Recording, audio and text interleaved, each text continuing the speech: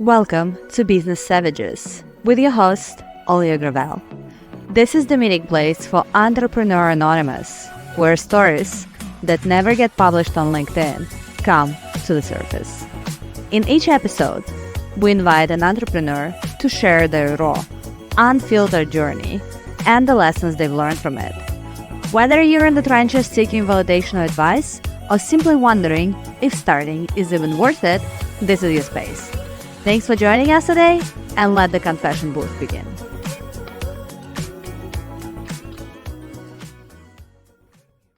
Hi, everyone. Welcome back to Business Savages. Today I have a guest who got something fall into his lap, contrary to the other guest who is pursuing it consciously.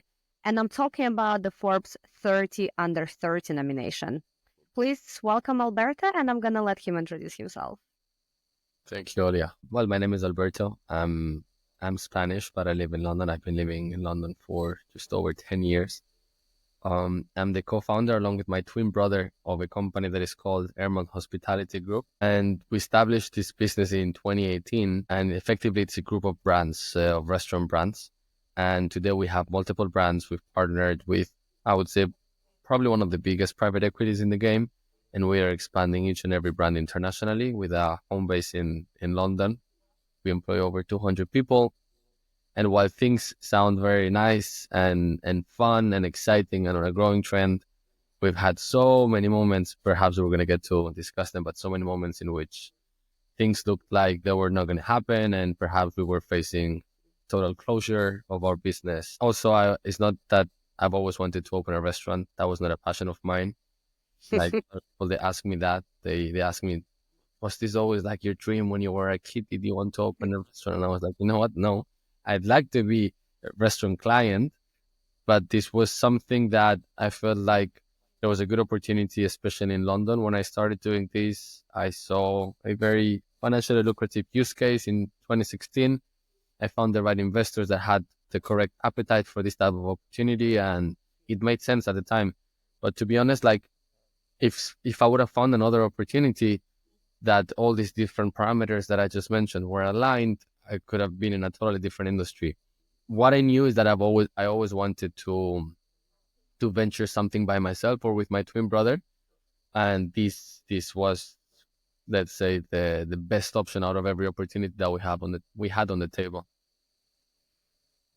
So I was going to ask this question because you mentioned, I even wrote the phrase down, always wanted to do something by myself. How do you think you got into that headspace? Because you were fairly young when you started establishing the business. So what do you think influenced your, self-confidence and also this willingness to do something on your own versus, just being somebody else's employee?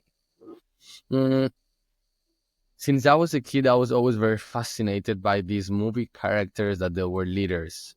They were leaders perhaps in different areas. They were not necessarily only company leaders, but that they were like superheroes and people looked up to them. And I've always translated that into the real world as an entrepreneur. People that they create something out of nothing, whether it's employment, whether it's a service that changes some people's lives, or product that is enhancing the experience of a given activity. And that was me growing up. I always wanted to be admired, but also I wanted to create things. I was very creative and innovative in that regard.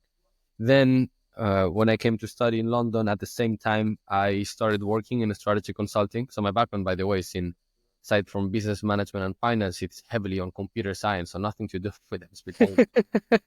But I started working in consulting because I thought that it was going to be a great experience for me to understand how various different industries operate and also the different business units within the industry, or a number of industries, finance, operations, marketing, and so on. So I spent there quite a number of years, but I immediately also understood and confirmed that I don't want to work in the corporate environment. I want to build my own company, even if it's smaller. If it's mine, I'm going to be happier. For me, it was all a matter of purpose, and I very much think that I'm guided in everything that I do in my life if it's providing me purpose, because it's very much correlated to happiness for me. And at a very young age, I realized that. I was 22 when I started my company, and so far, I've lived every day so vividly, and I wouldn't change it for anything else. Wow. Almost like an Oscar speech. No, truly, just listening to that was super inspiring. You know what's the most intriguing part for me in your whole journey is the fact that you wanted to do the business, not just with a family member, but with your own carbon copy, your twin brother. I've heard so many stories of how similar situations would go like drastically wrong because it's like mixing, personal and business. Can you expand a little bit more on that? Like, did you feel any reservations when you were making that decision? And have you had any of those moments when you were like fighting but more as brothers and less than partners? Mm. I'll start with the last question because it's Okay. easy to answer. We definitely had a lot of fights from both ends, but we've learned a lot from those. And I think fighting or arguing is inevitable with your co-founder. The difference is that if you are working with your family, perhaps if you're crossing a slight line, you might not be able to take it back, and this might also Mm-hmm. personal relationship. And if it affects your personal relationship, it's then affecting your business. So you end up entering a loop of problems. I guess that if you're working with someone that you might like and you might have some emotional attachments to that person, but that person is not necessarily someone that you love, then you can stay more rational and logical and decide more objectively if the other person is disagreeing with you. And I guess that's a positive side, but of or let's say, maybe put it differently, the negative side or the disadvantage of working with a family member. At the same time, I would say that the advantage is that in my case, at least working with my twin brother, no one knows me better than him, and Right. no one knows him better than I do. So that makes our decision making very agile. For example, if you and I were to work together in building a business, communication is key. And I want you to understand my point so we can both agree on it, move forward, and execute this activity. So the way I frame and I explain and I articulate my argument needs to be very precise for you to understand it, because you are, first of all, a female, which is very different than a male. And perhaps you are older or younger than me. You studied a different degree. So all these different factors are going to make you understand in a very different way the message that I'm trying to convey. The ultimate result to this is that we're delaying the decision-making process. And when you're starting a business, you need to be as agile as you can be. And this working with my twin brother shortens the decision-making process massively, because I don't have to over-explain myself or over-articulate things for him to understand what I mean. He can clearly understand it and then immediately say, I agree or I disagree, and vice versa. So that's definitely an advantage. And also, it's a tremendous emotional support. Mm. When you're starting a company, there are definitely more lows than highs, and strong believer that you learn nothing from success, you learn everything from your failures, and that failing is just part of your roadmap to success. What matters is that you should not quit. So because you're going to be experiencing all these different failures and at some point reach a level of success, if you're by yourself or if you're working with someone that you have no emotional attachment to, the chances of you quitting or wanting to quit are going to be higher in comparison if you work with someone that, this person has your back, not only from a business perspective, but also emotionally. I'm going to be there on a Sunday afternoon when you don't want to wake up Monday morning because everything is going absolutely wrong. So that emotional support is very important. And I think it allows you to keep moving forward, especially in those hard moments where perhaps you want to quit. I think you brought up a very important point that it's not just about working with any family member, right? It's about working with a family member who just really gets you. Because I think there are a lot of families, as in could be your partner, could be your parent, could be a sibling, where it's not the case.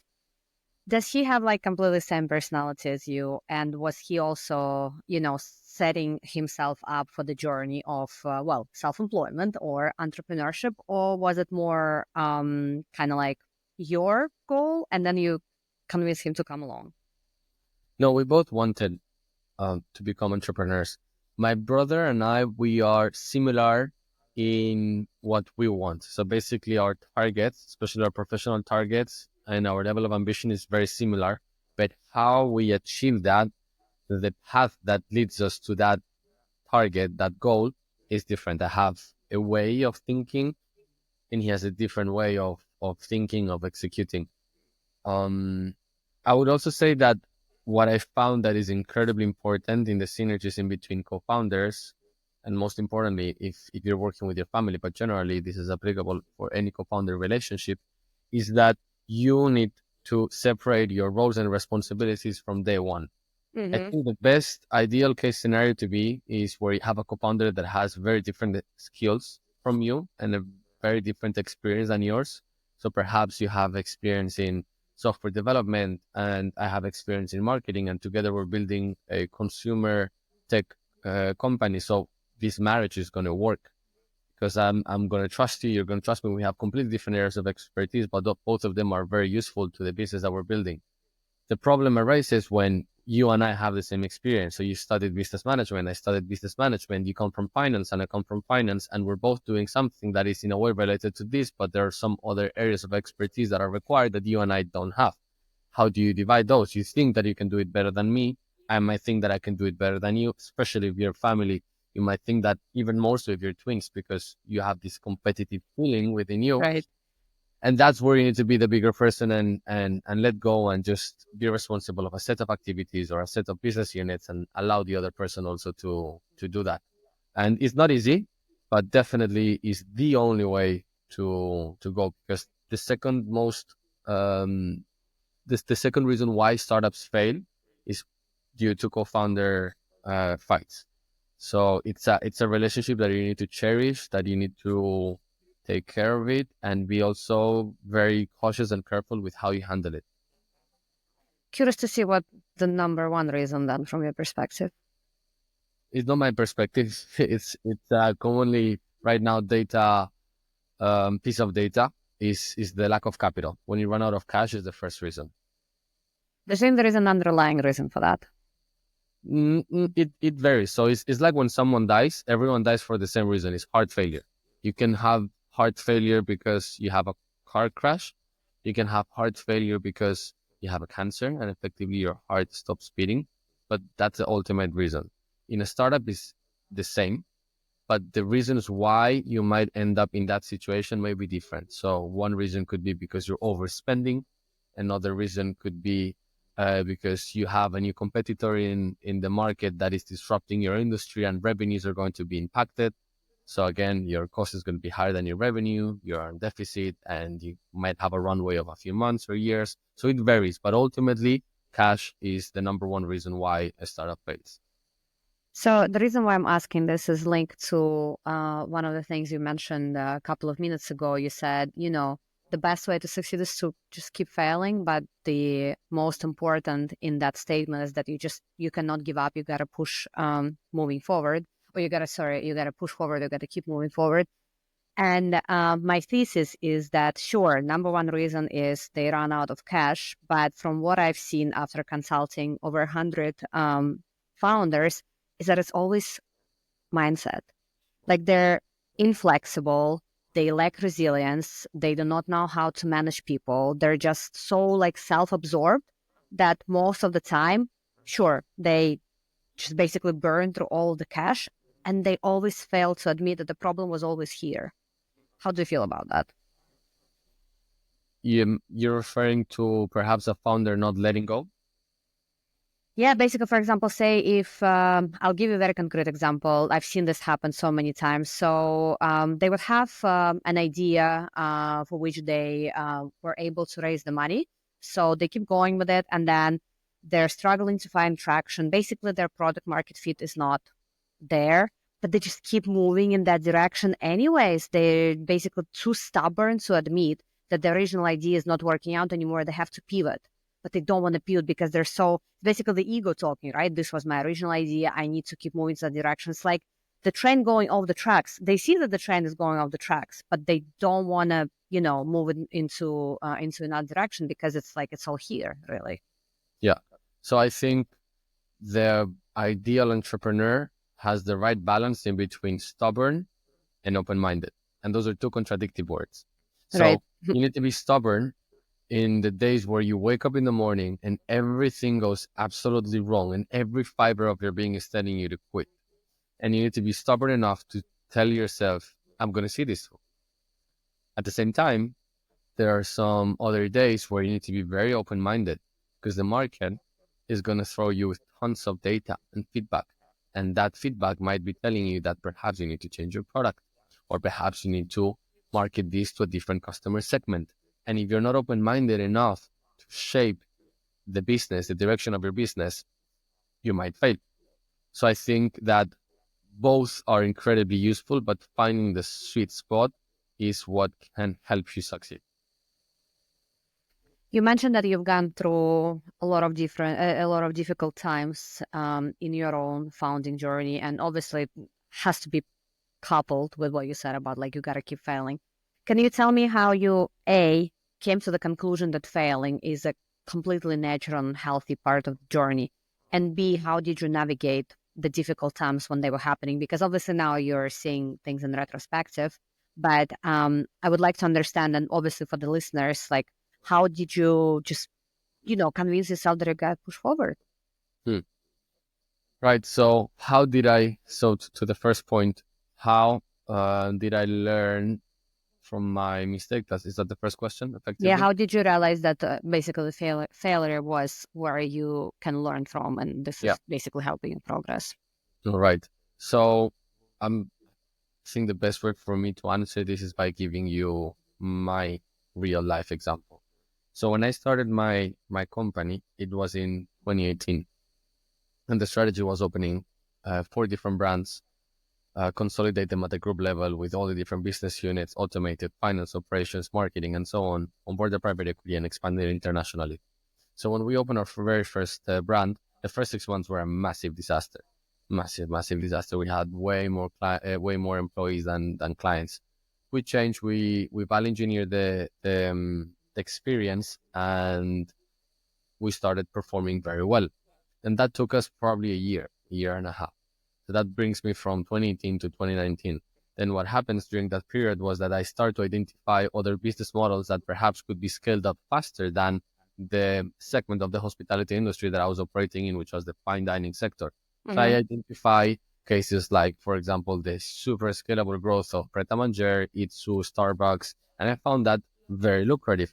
So we make a massive assessment into a gap that we could fill in the market, and back then was, I'll cut it short, but effectively a similar equivalent to Pret a Manger but Latin American, and to implement this type of brand in corporate area. So the city of London, or Victoria, around Victoria Station in London, this type of places. And we started to analyze the competitive landscapes. We have Pret a Manger, you have another one which is called Pure, Coco de Mama. There were not so many of them, but we saw that the worst case scenario of any of them in the worst performing unit that they had across their portfolio, the business case was still fantastic.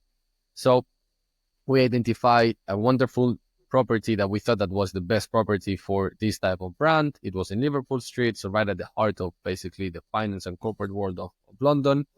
And we implemented it, and it just didn't go well.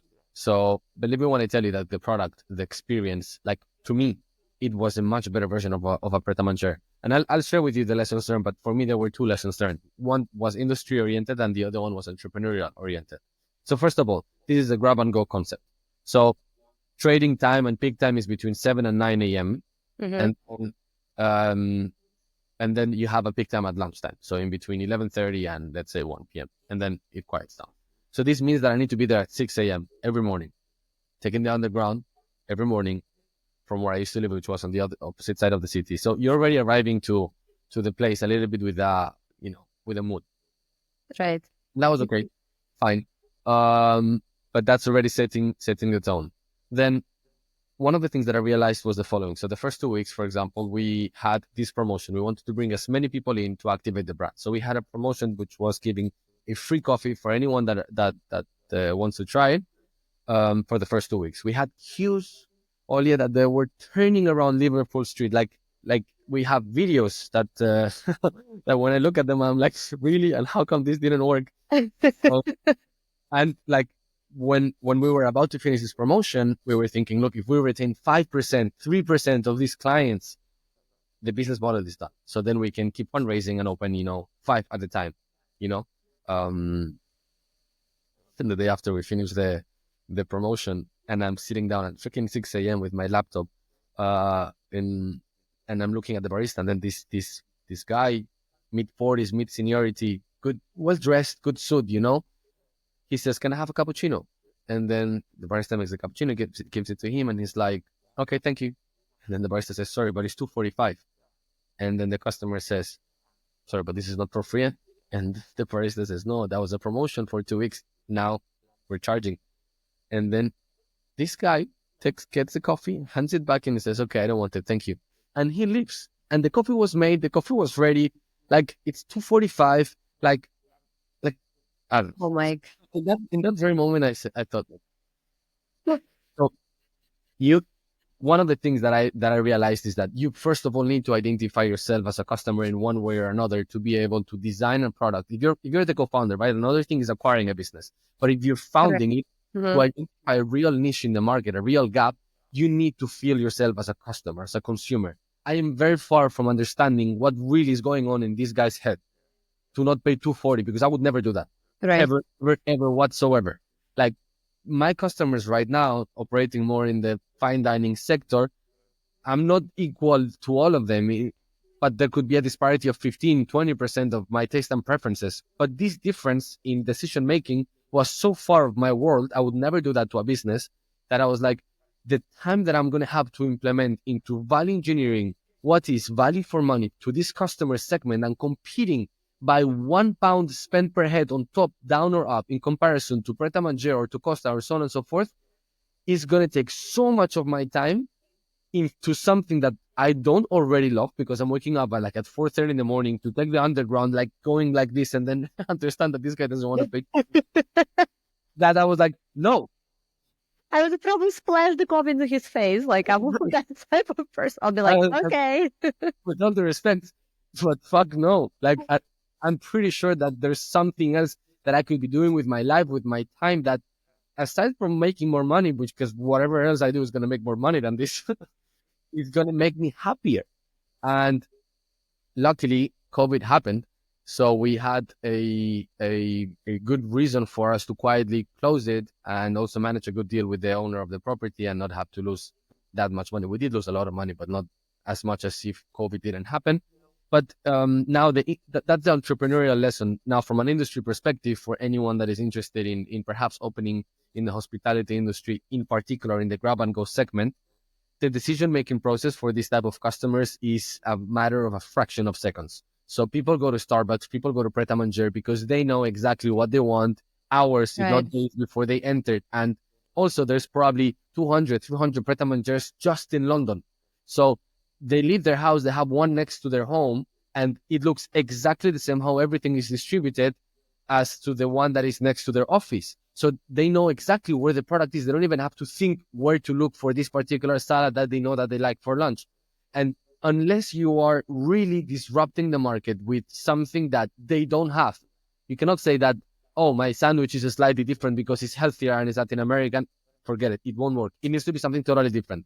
The only disruptors that I've seen in the market were ones that are called Coco di Mama, because they started doing grab and go pasta. Okay, that's totally different. Or Okay. like, which is the same founder as Pret a Manger, right? It's not competing with Pret a Manger or Costa Coffee or Starbucks. It's sushi on the go. Brilliant idea. But us, we made the mistake of wanting to be a better version of Pret a Manger. And for that segment of the hospitality industry, when it's so engraved into your system, what is it that you want and how much you're willing to pay for it, that any deviation, it needs to be justified by buying a completely different product. So that was the lesson learned from an industry perspective. And the only way really to tap that was either by differentiating our product or by okay, I'm going to implement not one unit. I'm going to roll out 30 at a time. So this, I'm opening in my customer segments where they live and where they work. So I'm constantly being exposed to them. At some point, I'm going to retain them, and they're going to slowly migrate from pret-a-manger to me, and they're going to understand that my value proposition is better. But how do you go from 0 to 25 units? You need Right. 2, right? So that's how these Coco de Mamas or Itus, they were able to do it, because the product was very different. So that was how I learned that. Actually, if we fast forward today, then we closed that during COVID. But then in COVID, I was able to identify one of the best and most prime properties in Dover Street, in the heart of Mayfair. And because we were brave enough to acquire this property right after we closed the previous one, we had Take some balls for sure. during COVID, we had a discount rate of over $1.5 million. So my return on investment, instead of being in 3-4 years, which is usually the return on investment on any of my sites right now, it was a year and a half. That being a year and a half allowed me also to get another one in Kensington. And then even the fourth one, that we have a whole building right now in St. James's, it was the landlord coming to us, because we've managed to build a reputation in the market where we don't have to go ourselves and find opportunities, at least in London, but they come to us with these opportunities, and with rates that we would not dream of when we started. So yeah, things happen for a reason, and I think we live and we learn. And I don't think you fail. I think you only learn. You only fail if you fail and then you don't do anything else. Then you definitely fail. Right. Everything else a learning experience, right? Yeah. Were you, obviously, if you don't mind sharing, were you investing your own capital? Did you fundraise for this original loan? So I had very little savings when we started. So the initial capital came from one of the senior partners of the consulting firm that I was working for. Mm-hmm. And we thought that was a strategic move, because it would allow us to still work in consulting, so I can have my salary and so on and so forth, and gradually and slowly become an entrepreneur. And that, for a period of time, it worked actually very well. Um, so he was our first investor in the very first brand that we opened, which is a Latin American fusion, a very cool one. Still probably, in fact, my favorite one. Um, and then after that, we started onboarding external capital. So perhaps some clients of the consulting company, so C-levels from various different companies. Now we have football players, CEOs of football clubs also, or yeah, entrepreneurs, various different investors. At some point, you said that it's all about what is making me happy. So, is that kind of like the defining reason for you to pursue something? Basically, understanding how this is going to make you feel versus I guess everything else. 100%, 100%. I only do things right now because they give me purpose, and they motivate me or inspire me. And that's the only reason why I do things, whether they are professional or personal. But again, this was not something that I knew from day one. This was something that I learned at the expense of failing. That's why I really cherish and I appreciate every failure that I had in my life and every failure that I will have in my life. Um, so yeah, So, did you go from that grab and go straight to fine dining, or was there something in between? no, had no time to waste. I was like, we're moving forward, and my brother too. We were on the same page. We're like, let's keep moving forward. Let's learn, and let's not lose momentum. Um, so yeah, that's what we did. I have a very honestly like curiosity fueled question. I've been asking this myself for years by now because I have two small kids, but I've never seen a concept in any of the major cities where you can like come eat with your kid, but like the kid is in some playground area or something. I know in certain countries they practice, for example, in the Netherlands, building playgrounds next to like concentrations of restaurants and cafes, but take London or United States and France. It's like there is nothing even close to that.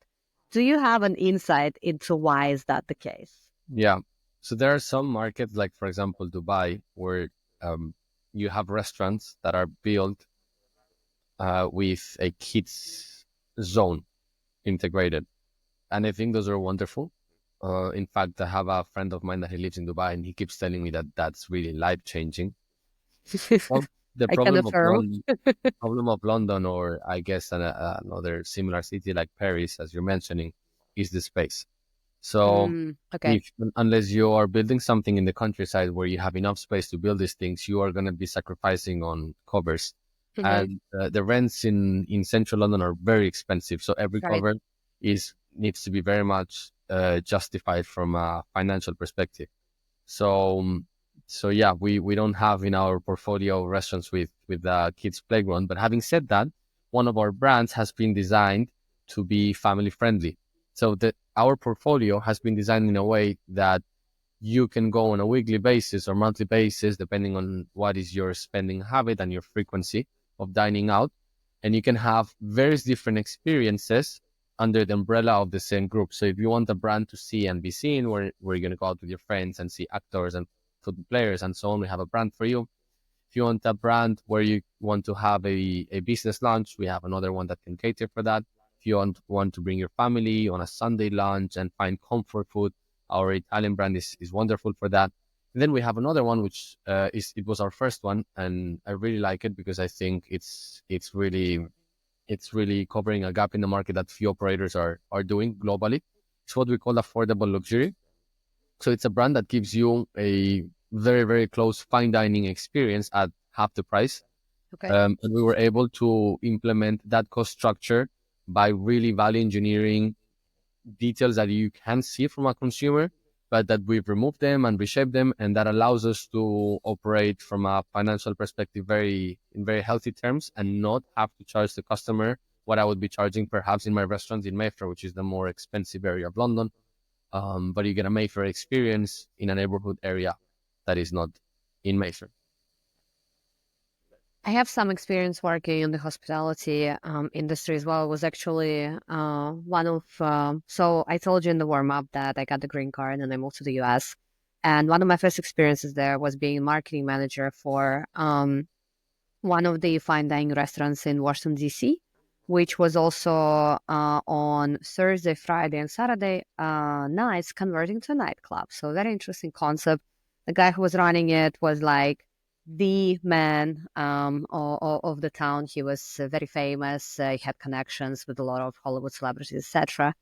And I thought it was going to be a fascinating experience, which it was, obviously. But at the same time, Jesus Christ, I've never had more stressful experience in my life than being like present on the floor and having to like interact with the customers. And I wasn't even like the first line of response. Obviously, I was just sometimes there to, talk about the experience, etc. How do you manage the stress of interactions with the customers? Because this is not online business, right? Where everything is removed, you're behind the screen, etc.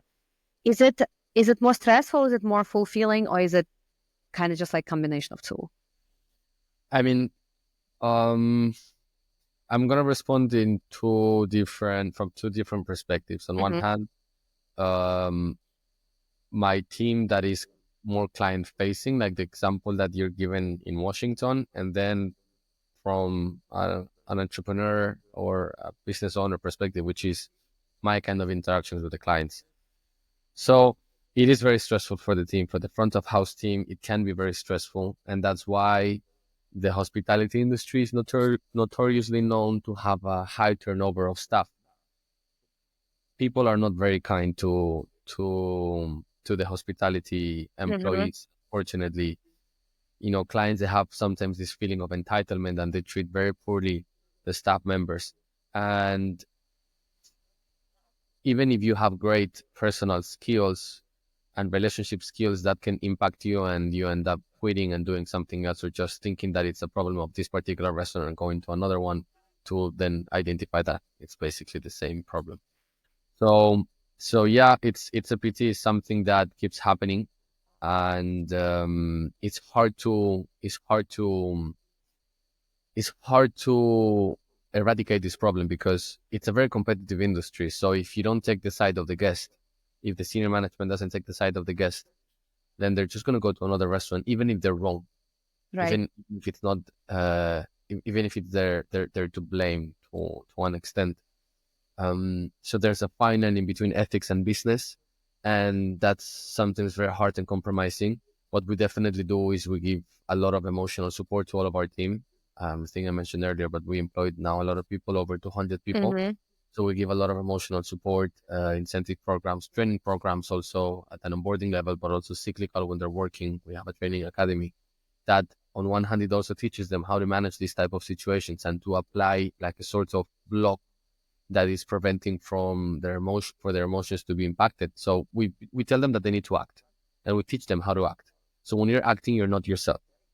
This allows you to, on one hand, deal with those type of situations better, and then at the same time, also, if you're coming to work with problems that are arising from home, you leave them at home because now you're coming to act, right? So we found that there are some techniques that reduce these type of problems.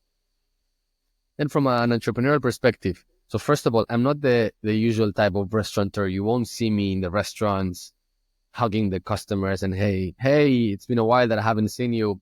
That's not my style. It's not also my brother's style. So we're not restaurateurs in that regard. We are entrepreneurs. So every business unit of our company is fully automated. Human resources, operations, finance, marketing. And what this allows us is to have different levels of reporting channels that give us different documentations at various different frequencies. Some documents arrive daily, some others weekly, and some others monthly, and some others quarterly, depending on the sensitivity of the data. And that allows us to be very reactive and have a 360-degree view of the business without having me, without needing me to be present in each and every restaurant, because if I'm not there, the operations won't be running smoothly. And this also allows us to focus on the strategic growth, which is why since 2018 we were able to grow considerably fast, especially considering COVID times and so on.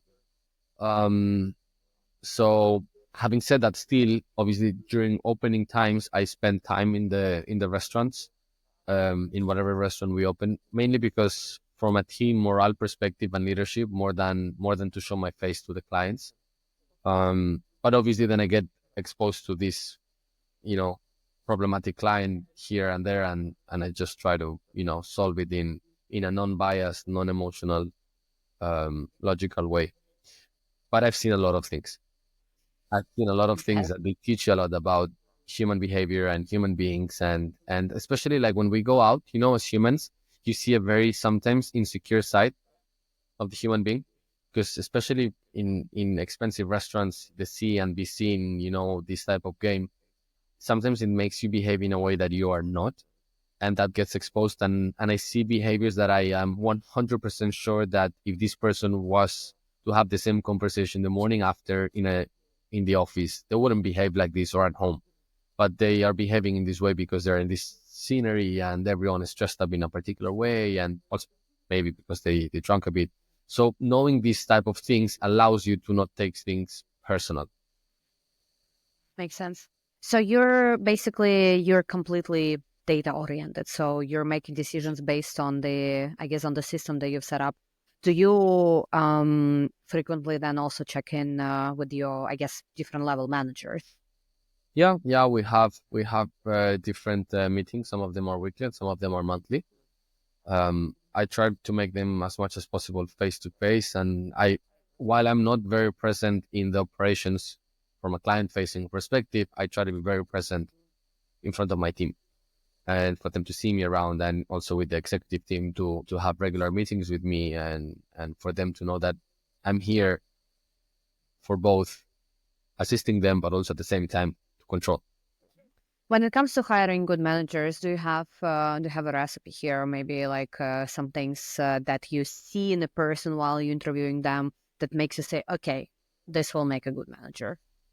All right, so we've had a very clear lesson learned when it comes to hiring senior members. So there are two types of senior members: the senior operations team leaders, like managers, head chefs, and so on. They're purely operational, and then the executive team that sits at the head office, and these are more strategic. So the lesson learned for us at hiring the best senior teams that are operational, so the best manager or the best head chef or sous chef or assistant general manager, we don't care how much of an experience you have. That's our KPI number two. Our KPI number one is attitude. We Okay. hire based on attitude because we feel like we can teach people how to do their job from an operational perspective, but you cannot teach someone how to behave. Either you have it or you don't. So we have 5 different values in our company, and every employee gets to memorize them. Gets to memorize them, or it's like maybe requested to memorize them at an onboarding level. And one of them is teamwork. And some people, they're just not built for as a team player. So attitude is very important. And for the executive team that sits at the head office, one of the things that I've learned as an entrepreneur is that you can't be the best at everything. And in the very beginning, because it's your business, maybe you don't think you're the best at everything, but surely you think you're going to do it better than anyone else because you're going to care more, because it's your business, or because you know the company inside out. And that's wrong. Delegating is key, and finding people that are better in a specific tasks is paramount and very important for you to be able to grow and unlock it. So for example, for us, the biggest difference that we identified in going from 10 million, basically from 7 figures to 8 figures, so 11 and above, it's not related to sales, it's really related to hiring. So we hire people that they tell us what to do right now at the group level. So the best person, the best marketing director, the best operations director, the best finance director, the best human resources director, the best legal team. So for those people, our KPI number one is their experience, and then the KPI number two is going to be attitude. But because these people, they work on a 9 to 5, it's not like in hospitality that sometimes you work Right. at different hours. They're not going to be stressed emotionally as much. So I do want them to have great attitude, but my number one priority is for them to be the very best at their craft, so they can tell us what to do. They give us a range of options to decide, and then we decide effectively. So that's a slightly different recruitment approach than basically the team that are on site in the restaurants. Oh, that reminds me about this famous phrase. I think it was Steve Jobs who said it. Don't hire smart people and tell them what to do. Which I think Yeah, a mistake that a lot of founders make. They would hire like genius people and will still be telling them what to do. yeah. In fact, I'll give you a story. Like, it's not only hiring, but sometimes you already have someone that person can have tremendous potential, and you don't know until you allow them, you give them the space to be themselves, and you allow them to share ideas and also to execute them and also to make mistakes. In the initial stages of building Emerald Hospitality, we had one marketing manager. He was not even a director, and he had a few meetings with me, and I saw the director was cutting him every time he wanted to share something.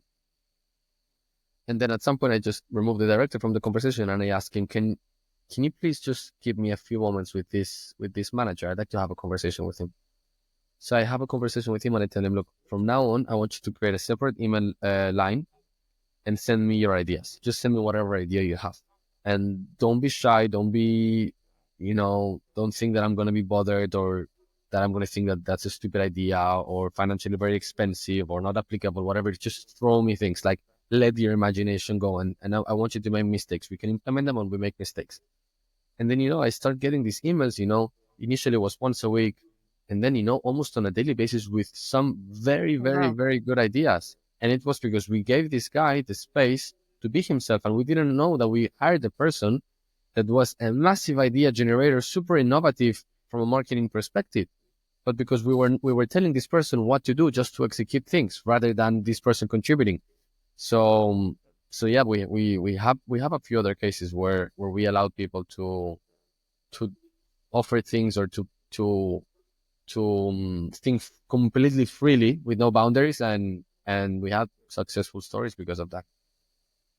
I think it's a very beautiful example. I think a lot of times we're just, as business owners, it's always scary to give somebody the reins, right?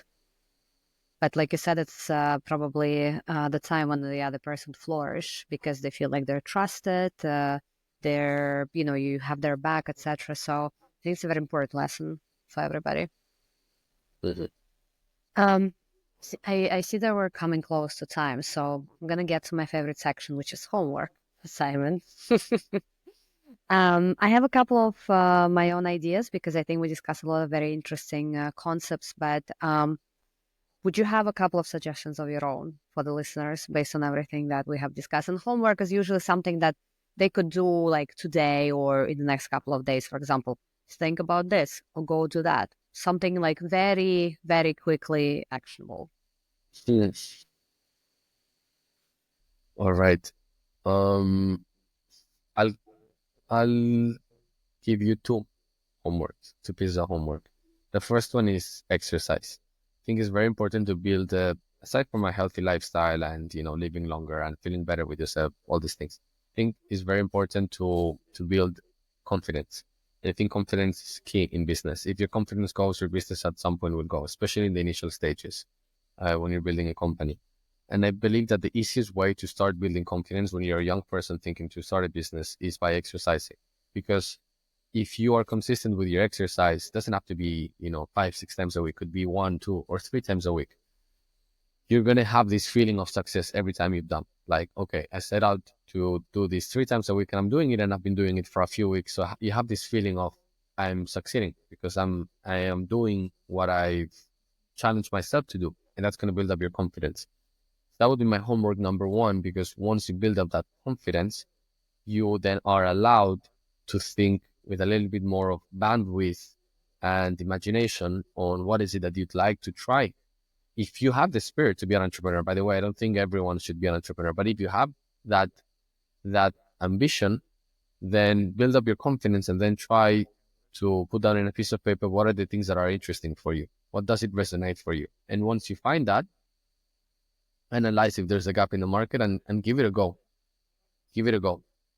Give it a go doesn't mean raise millions, and unless you raise millions, you're not an entrepreneur. No, it means like you can do what is called quick and dirty, tests in the market to identify if your business idea has some legs. And I think that's the best way to start. But what matters is to start and to learn. So yeah, exercise, build up your confidence, and then write in a piece of paper the few things that you're interested in, and start testing those ideas. To use the nameless phrase, just do it, right? This is Definitely. something that I keep hearing very consistently. That is just like, doesn't matter what, but like just do something small. Start with something small. Just do it, because otherwise, I mean, the cold start problem is the biggest problem, right? If you don't start, Yep. you'll not go anywhere. And I'll add one piece of exercise as well. This is something that you just talked about, letting other people shine. So, to anybody listening, if you're managing other people, please consider if there is an opportunity for you to give those people more space, because very likely there is somebody on your team who is very bright, but maybe they just don't have that space to shine. And the last question I always ask during every episode is, what is something that you know today that you wish you could tell to your younger self, maybe like 5 or 10 years ago? Don't confuse movement with progress. I used to confuse a lot doing things with progress. Like, it's better to do less things and to measure what you do in greater with a greater lens than trying to do several things, because sometimes, especially if you have the ambition and the drive to become an entrepreneur, you want to do a lot of things and you have a lot of ideas and you start this and that and so on and so forth.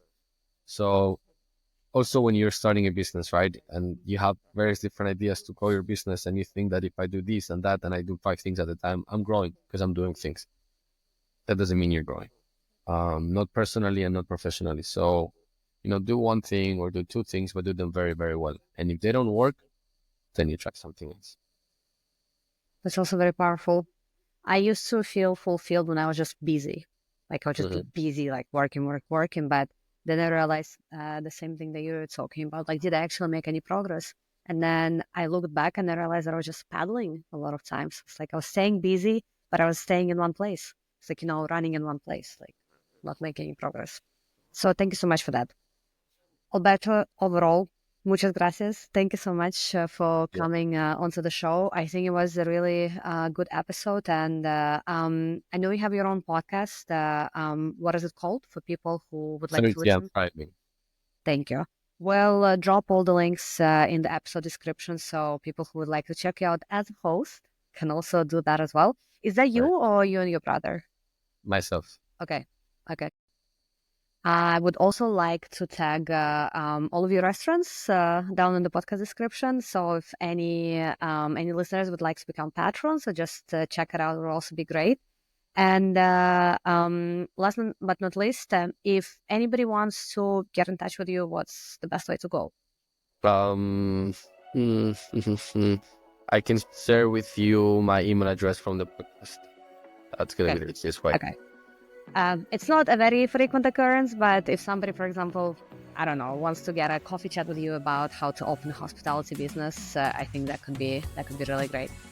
Thank Yep. you again, and hopefully maybe see you soon for another episode.